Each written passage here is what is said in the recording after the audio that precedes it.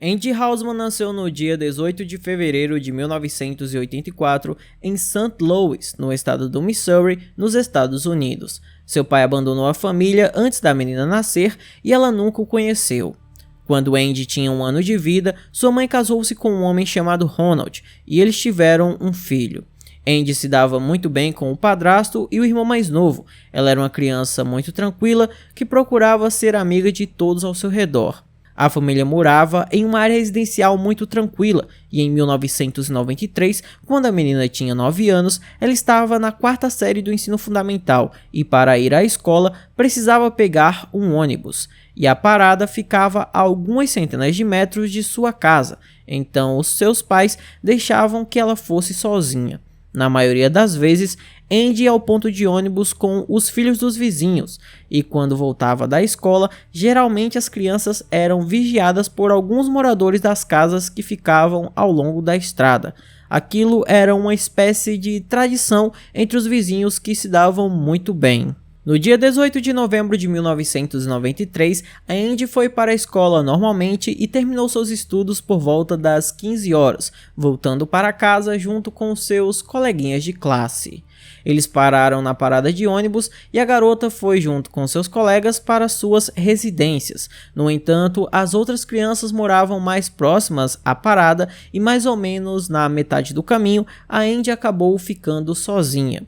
Esse trajeto deveria durar apenas alguns minutos, mas o tempo começou a passar e ela não chegou em casa.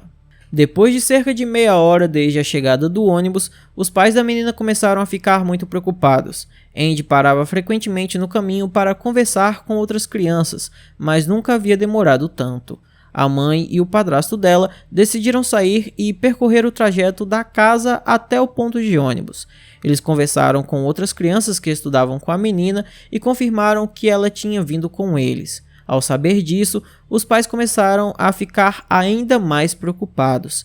Eles conversaram com os vizinhos que normalmente observavam as crianças, mas nesse dia em particular, ambas as mulheres estavam ocupadas e não viram o que havia acontecido. Porém, Andy foi vista pelos pais de outras crianças que moravam na estrada. Amigos da família rapidamente se juntaram à busca pela garota e juntos começaram a vasculhar a área ao longo do trajeto do ponto de ônibus até a casa dela. Isso continuou até a noite e quando começou a escurecer lá fora, os pais da menina decidiram finalmente entrar em contato com a polícia. Os policiais imediatamente aderiram à busca. Como o dia estava muito frio, a Andy não poderia ter ido muito longe por conta própria, então os policiais consideraram os piores cenários possíveis, e eles tinham muitos motivos para acreditar que algo ruim havia acontecido. O principal motivo era que apenas 10 dias antes, uma menina de 11 anos quase foi sequestrada também quando voltava da escola. Um homem tentou raptá-la no ponto de ônibus e arrastá-la para o mato, mas a garota conseguiu fugir. Infelizmente, esse homem ainda não havia sido identificado e também, obviamente, não havia sido preso. Por isso, os policiais acreditavam que ele poderia estar envolvido no rapto da Andy. Os policiais usaram cães farejadores e esses cães conseguiram rastrear a garota perto do ponto de ônibus. Eles rastrearam até metade do caminho, mas então o rastro terminou abruptamente. Isso poderia indicar que Andy entrou em um carro naquele momento, o que também indicaria um sequestro. A polícia enviou helicópteros com termovisores e passou a vasculhar as margens de um pequeno riacho que passava ao lado da casa dela, mas não conseguiram encontrar nem a menina nem seus pertences. Com isso, o primeiro dia de busca não trouxe nenhum resultado. Já pela manhã, a polícia contatou a mídia e as informações sobre o desaparecimento de Andy se espalharam rapidamente pela cidade. Só naquele dia, o departamento de polícia recebeu mais de 300 ligações. Para processar tantas pistas, eles tiveram que envolver mais de 20 novos policiais no caso. Porém, todas as informações não os ajudaram a encontrar a garota. Os detetives analisaram todas as possibilidades e a primeira coisa que fizeram foi desconfiar do padrasto da Andy, mas o homem falou que jamais machucaria a garota e concordou em passar em um teste de polígrafo ou qualquer outra coisa que as autoridades precisassem para descartá-lo e procurar quem de fato havia sequestrado a menina. E ele logo foi descartado como suspeito. Depois de descartarem o padrasto, os investigadores foram atrás do pai biológico da menina e descobriram algo muito interessante. Mesmo que ele tivesse evitado ter contato com a garota desde seu nascimento, algumas vezes ele passava de carro na frente da casa dela e ficava a observando enquanto a menina brincava. No entanto, ele tinha um álibi incontestável para o dia do rapto. No terceiro dia, o FBI se envolveu e o departamento de polícia designou ainda mais agentes para o caso. Todos entenderam que algo terrível obviamente havia acontecido com a garota. Com um tempo tão frio, ela simplesmente não conseguiria sobreviver sozinha lá fora. E em algum momento, a polícia recebeu uma denúncia sobre um possível suspeito. Eles foram informados de um homem estranho dirigindo lentamente um sedã azul pela vizinhança de Andy. A descrição de sua aparência coincidiu com o depoimento da garota que quase foi sequestrada 10 dias antes do desaparecimento de Andy. Então os investigadores decidiram criar um kit de identificação desse suspeito. Ele apareceu nos noticiários e voluntários distribuíram milhares de panfletos sobre ele, mas o homem não foi identificado. Logo, o desaparecimento da garota foi noticiado na televisão e isso atraiu ainda mais pistas. Devido à grande atenção dada a esse assunto, os clarividentes rapidamente se envolveram. Eles ligaram para a casa de Andy e conversaram sobre suas supostas visões. Um deles disse que a menina estava viva e até citou um local bem específico onde ela estava sendo mantida, em um grande parque nacional a cerca de 40 quilômetros da casa dela. No entanto, os detetives não prestaram atenção às suas palavras e foi oferecida uma recompensa de $10.000 por informações sobre o paradeiro da menina, o que aumentou ainda mais o número de denúncias recebidas. Durante o processo de investigação, os detetives encontraram outra coisa muito estranha. A Andy havia dito para sua professora que iria viajar com um tio, mas há uma ressalva aqui: ela não tinha nenhum tio. E os seus pais não sabiam que viagem era essa. Os investigadores admitiram que esse tio poderia muito bem ser o sequestrador da Andy que ela havia conhecido anteriormente, mas eles não encontraram nenhuma pista adicional nesse sentido. Nos dias que se seguiram, os detetives não conseguiram fazer nenhum progresso, mas no dia 27 de novembro, tudo mudou. 9 dias após o desaparecimento de Andy, a polícia recebeu uma ligação de um caçador que foi ao Parque Nacional e viu um corpo humano na floresta. A polícia chegou imediatamente e uma visão extremamente terrível se abriu diante de seus olhos. O corpo da menina estava amarrado a uma árvore e suas mãos algemadas. A polícia imediatamente percebeu que na frente deles estava o corpo de Andy e ao lado da árvore, em uma sacola, estavam suas coisas, inclusive um caderno com o nome da garota. Aqui nesse ponto, se eu fosse os investigadores, a primeira coisa que faria era ir atrás daquele vidente que disse que a Andy estava sendo mantida presa em um parque nacional. Até porque ela foi encontrada justamente em um parque nacional. Então era meio que muita coincidência esse cara saber o que estava acontecendo, né? Mesmo que ele não fosse o responsável pelo crime, eu iria atrás dele para tentar descobrir como que ele conseguiu essa informação. Porém, ao que tudo indica, os policiais não fizeram nada disso. Depois de removerem a fita adesiva da cabeça da garota, os especialistas encontraram a calcinha dela.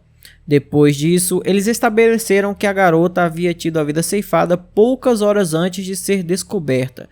Isso significava que ela foi mantida viva por 9 dias, após os quais foi levada para esse local onde não aguentou o frio. Os peritos também concluíram que a vítima foi repetidamente violada.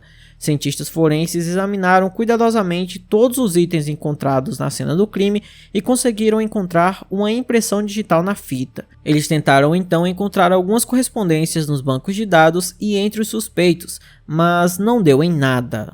Após a descoberta do corpo, a polícia dedicou ainda mais esforços a essa investigação.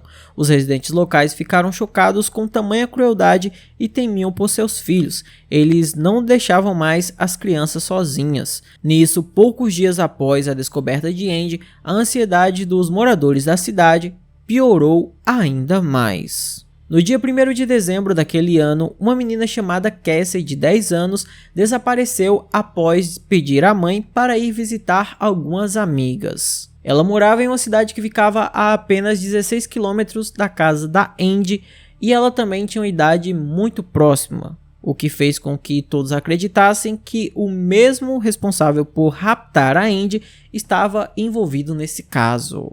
Infelizmente, 10 dias depois, o corpo de Cassie foi encontrado em St. Louis. Ela estava enrolada em 2 fronhas e coberta com uma cortina rosa. Porém, diferente de Andy, Cassie perdeu a vida devido a vários golpes contundentes. Sendo assim, os detetives começaram a duvidar que a mesma pessoa estivesse envolvida nos 2 casos. A natureza desses crimes era diferente, então a polícia presumiu que se tratava de 2 criminosos distintos. Naquele mesmo mês, os detetives localizaram um homem que tentou sequestrar aquela garota alguns dias antes do desaparecimento de Andy.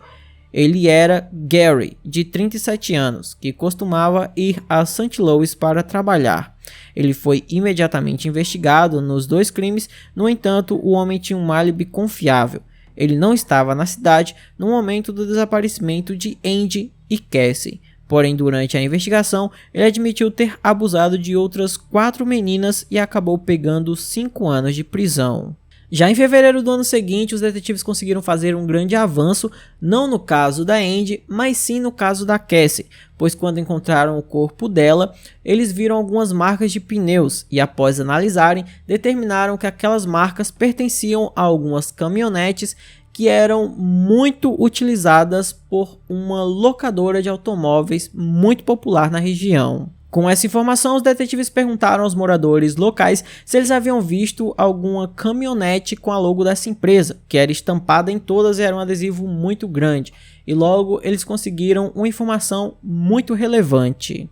Uma mulher disse que viu uma caminhonete daquela empresa perto da casa de seus vizinhos cerca de uma semana depois do desaparecimento de Cassie. A polícia então foi até essa casa onde uma mulher morava com o companheiro e o irmão. Ela afirmou que nenhum deles alugou uma caminhonete e não teve nada a ver com o ocorrido, mas os detetives não tinham pressa em acreditar nela. Eles conseguiram obter um mandado de busca para a casa e encontraram pegadas marrons no porão que pertenciam a Cassie, bem como as armas do crime. Após uma investigação mais aprofundada, a polícia determinou que o irmão da mulher, Thomas, havia alugado a caminhonete e o homem foi preso. A princípio ele negou tudo, mas quando as evidências disponíveis foram apresentadas, o homem admitiu o que havia feito. Segundo ele, a Cassie bateu em sua porta porque queria chamar o seu sobrinho para brincar. Então, ele conseguiu fazer com que a garota entrasse na residência e a levou até o porão, onde tentou abusar dela, mas a menina gritou. Com isso, ele teria a golpeado na cabeça e coberto seu corpo com alguns lençóis. Depois disso, o Thomas saiu para trabalhar, como se nada tivesse acontecido, e quando voltou, a sua irmã o confrontou dizendo que havia visto um corpo no porão.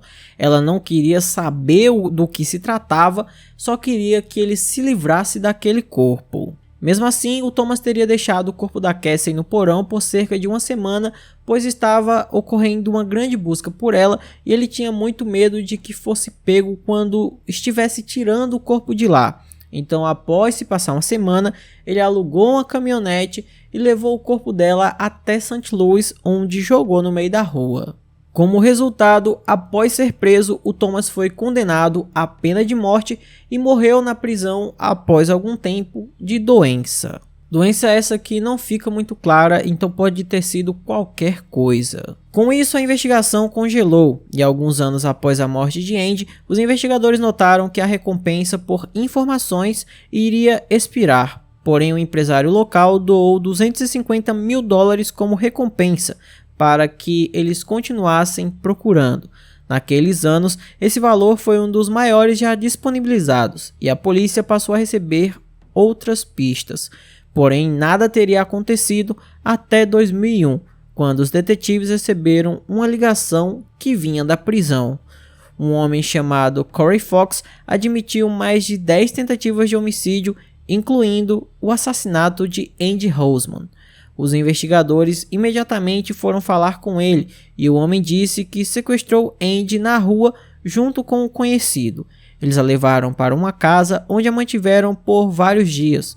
Inicialmente, os criminosos queriam obter um resgate por ela, mas depois começaram a temer que a menina conseguisse identificá-los e decidiram ceifar sua vida. Para a surpresa dos detetives, o homem deu muitos detalhes. Ele disse que amarraram a menina em uma árvore e ainda falou que seu companheiro a amordaçou com a calcinha. No entanto, houveram algumas imprecisões em sua história. Quando a polícia perguntou o que usaram para algemar as mãos da vítima, Corey respondeu que eram algemas de plástico, embora na verdade fossem de ferro. Outra razão para duvidar da veracidade de suas palavras foi que Corey simplesmente não poderia cometer alguns dos crimes que admitiu. A esse respeito, a polícia chegou à conclusão de que o homem provavelmente estava apenas mentindo, dado que havia muita informação sobre o caso de Andy nas notícias. O homem poderia simplesmente ter tirado tudo dali. Depois disso, vários anos se passaram sem acontecer praticamente nada, até que no ano de 2007, os policiais resolveram reanalisar todas as informações que eles tinham do caso. E ao analisar todas as pistas, eles encontraram uma coisa muito estranha. Pouco depois do corpo de Andy ser descoberto, a polícia avistou um carro estacionado nas proximidades com um homem chamado Roger Martin dentro dele. Quando questionado sobre o que fazia no local, Roger respondeu que estava ali para caçar. No entanto, o policial que examinou seu carro não encontrou nenhum equipamento de caça. Por conta disso, uma nova equipe de detetives decidiu reexaminar o homem e a primeira coisa que descobriram foi que Roger tinha antecedentes criminais por crimes contra crianças. Além disso, ele abusou de uma de suas vítimas não muito longe de onde o corpo de Andy foi encontrado. Vale ressaltar que todos esses crimes foram cometidos antes do caso da Andy e todas essas informações estavam disponíveis nos bancos de dados, mas a polícia não fez uma investigação mais aprofundada quando o encontrou no Parque Florestal. Então, agora, depois de todos esses anos, eles resolveram fazer o que deveriam ter feito lá atrás e realmente investigaram o homem. Ele foi convocado para interrogatório e afirmou que não tinha nada a ver com o caso de Andy e acabou perto daquele local apenas por coincidência. Roger acrescentou que ainda estava no trabalho no momento em que a menina foi deixada naquele local, mas a polícia não conseguiu confirmar seu álibi.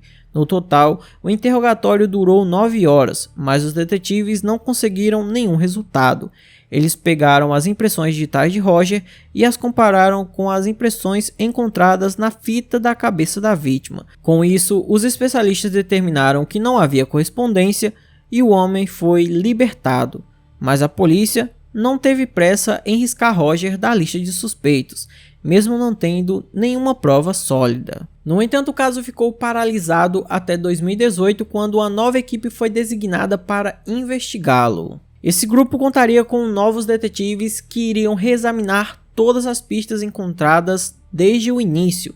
E agora, como a tecnologia de DNA havia avançado muito mais, eles usariam toda a tecnologia possível para finalmente resolver esse crime terrível. Os detetives tinham 3 evidências principais: as algemas, a fita adesiva na cabeça de Andy e sua calcinha, que o criminoso colocou na boca dela. Desde 1993, especialistas tentaram repetidamente encontrar vestígios de DNA do criminoso nesses itens, mas não tiveram sucesso. Apesar disso, decidiram estudá-los novamente na esperança da tecnologia moderna ajudá-los. Em primeiro lugar, os especialistas tentaram encontrar DNA nas algemas, mas logo se convenceram que era impossível. O problema principal era que as algemas estavam quase que totalmente cobertas com o sangue da vítima. Depois disso, eles queriam examinar a fita na cabeça dela, mas aí surgiu um problema. Quando os especialistas abriram a caixa que continha essa evidência, descobriram que depois de todos esses anos, a fita estava literalmente se desmanchando. Finalmente, eles começaram a estudar as roupas íntimas. De todas as evidências, essa era a menos promissora. Apesar do fato do criminoso obviamente ter tido contato com aquele objeto, ele permaneceu na boca da vítima por várias horas e qualquer DNA poderia muito bem ter sido destruído. Porém, essa era a última esperança de resolver o caso e por isso os especialistas começaram a trabalhar. Usando a tecnologia mais recente, eles examinaram cada milímetro da roupa íntima e em algum momento, finalmente conseguiram algo. Uma pequena amostra do DNA de outra pessoa foi encontrada nas evidências, o que foi suficiente para uma análise. Os especialistas determinaram que a amostra pertencia a um homem e imediatamente a carregaram no banco de dados do FBI. Nesses casos, muitas vezes, acontece que os criminosos não estão presentes e são necessários esforços consideráveis para estabelecer a sua identidade. Porém, dessa vez, os detetives finalmente tiveram sorte. Assim que a amostra foi colocada no banco de dados, os detetives receberam uma correspondência completa. O dono daquele DNA era Earl Cox, de 58 anos, que estava preso desde 2003. O homem não havia chamado a atenção da polícia no caso de Andy, mas tinha um histórico criminal impressionante, sendo preso pela primeira vez enquanto servia no exército. Em 1982, o Earl servia em uma base militar na Alemanha e nas horas vagas ganhava dinheiro cuidando de crianças. Isso durou até que 4 meninas o acusaram de abuso. Com isso, o homem foi condenado a 8 anos de prisão nos Estados Unidos e expulso do exército. Porém, após cumprir apenas 3 anos de prisão, ele recebeu liberdade condicional e se mudou para St. Louis, onde após 4 anos foi acusado por 2 meninas de 7 anos de ter abusado delas. Apesar disso, as acusações acabaram sendo retiradas por falta de provas e o homem não foi julgado. Mesmo assim, por ter sido preso, ele foi considerado como tendo violado a sua liberdade condicional e cumpriu mais 1 ano de prisão. Porém, ele foi solto em 1992 e voltou a morar em St. Louis junto com os pais. A próxima vez que Earl Cox foi preso foi em 2002. Acontece que o homem organizou uma das maiores plataformas anônimas da internet, onde pessoas compartilhavam materiais impróprios. O FBI esteve envolvido nesse caso durante muito tempo e um dia o Cox mordeu a isca. Um agente disfarçado usou uma conta anônima e fingiu ser uma menina de 14 anos entrando em contato com ele. Earl disse que queria torná-la sua escrava e sugeriu que se encontrassem.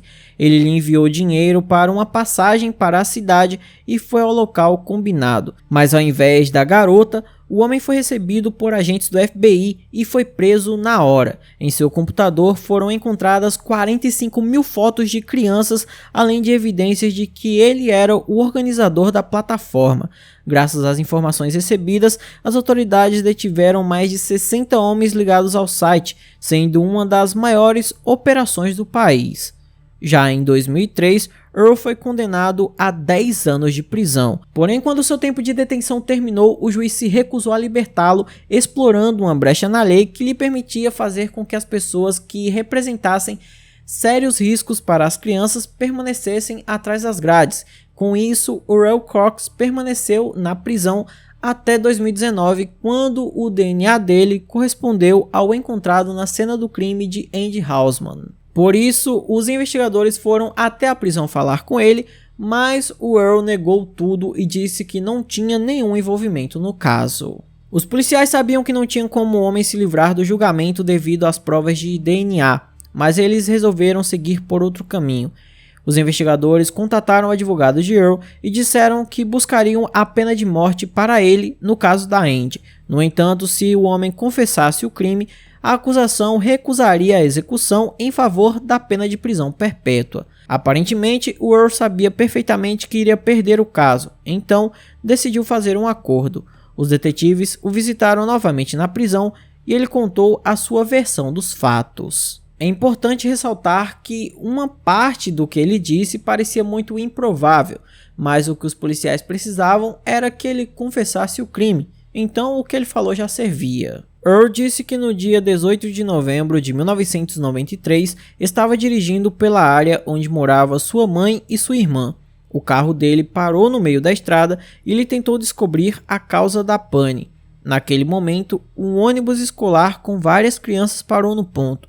Todos foram para casa, exceto uma, a Andy.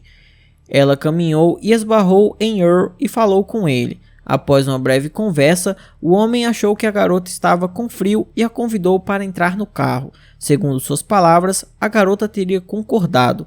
Em seguida, ele levou Andy a uma rede de fast food, a alimentou e depois a levou para casa, onde a violou por vários dias.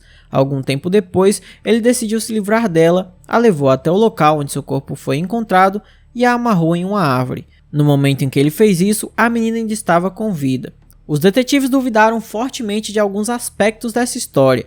Em primeiro lugar, era muito improvável que a Andy fosse concordar em ir a qualquer lugar que fosse com um homem que ela não conhecia, ainda mais que faltavam apenas alguns metros para ela chegar em casa. E em segundo lugar, os detetives questionaram o fato do Earl ter dito que o carro dele simplesmente parou de funcionar, mas quando a Andy entrou no veículo, o carro funcionou normalmente. Com isso, eles acreditavam que quando o homem viu a garota, ele simplesmente fingiu que o carro estava quebrado, a colocou dentro do veículo e a sequestrou, pois essa versão fazia muito mais sentido. Por fim, em agosto de 2020, Earl Cox compareceu perante um juiz que condenou o homem à prisão perpétua sem possibilidade de solicitar a liberdade condicional. Infelizmente, a mãe de Andy não viveu para ver esse momento. Seu marido Ronald disse aos repórteres que Earl deveria ter sido julgado por 2 crimes, porque o culpava pela perda de sua esposa. Quanto ao criminoso, o promotor decidiu reconsiderar a acusação de abuso das 2 meninas de 7 anos, pela qual ele não teria sido punido. A polícia contatou uma delas que resolveu testemunhar contra o homem. Ele, que já deveria passar o resto da vida atrás das grades, admitiu sua culpa e foi condenado a mais 10 anos de prisão. Depois que o veredito foi anunciado, sua vítima falou no tribunal. Ela disse que apesar do crime hediondo de Earl, ela viveu uma vida feliz e plena, e ele, merecidamente, morreria na prisão. Então esse foi o vídeo de hoje, espero imensamente que vocês tenham gostado da forma que eu narro os casos e jamais do que acontece. Se você gostou, eu peço que deixe um like, se inscreva no canal, mande para todos os seus amigos, me siga nas minhas redes sociais. Se quiser apoiar o canal, temos várias opções como Pix, seja membro, valeu demais e apoie-se. Vai de você escolher qual delas é a melhor. Por hoje é só, até a próxima e tchau!